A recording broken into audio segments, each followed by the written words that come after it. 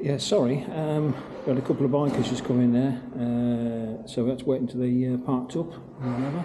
But anyway, what I was saying is that the bike itself, it's pretty amazing, to be honest.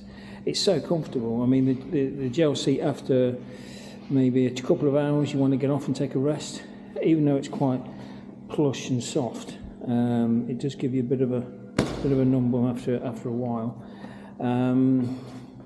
The other thing is that the power modes themselves are pretty much out of this world, to be honest. I mean, they're probably some of the best electronics that I've had the pleasure of using through this time. I mean, they're so good. If I can just put the dash on so you can see. The electronics themselves, there is a service light on there, which I think it's popped up halfway down. I don't know why that is, but I was going to mess around trying to input the code to turn it off, but I didn't want to try that until I get back home. But the controls themselves, by holding down the buttons into the vehicle display, there you can see you've got the vehicle, so you can change the type of road riding you do, road race on that one. The race mode actually gives you a different display, so you've got if you just got escape out of that, puts you into like a lap timer display, where you've got the lap time, the revs, and your electronic displays there as well. Not really much use for the road. Also turns off your rear ABS as well, as you can see in the corner with the icon. Gives you the best lap times as well. Going back into the menu again, you can go into the vehicle and go back to road. Shift light you can adjust as well. If you want to adjust the shift light time, you can do that.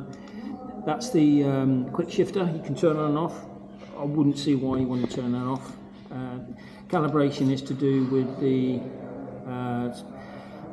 electronics themselves, just to make sure the controls are all running correctly. The calibration runs for a while, and it only does that when you actually run the bike. Rolling it calibrates the speed and everything else. As far as the actual performance goes, this is probably up there with it's basically an RSV4 with flat bars. That's all it is. There is no really other way to describe it. The styling of it is absolutely is superb. You know, the styling.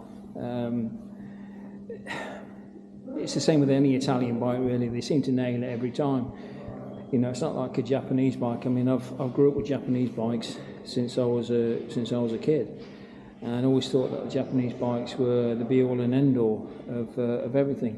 But after being converted to Italian bikes, you can see that the quality of the machine, the design and the attention to detail is just really not present with Japanese bikes.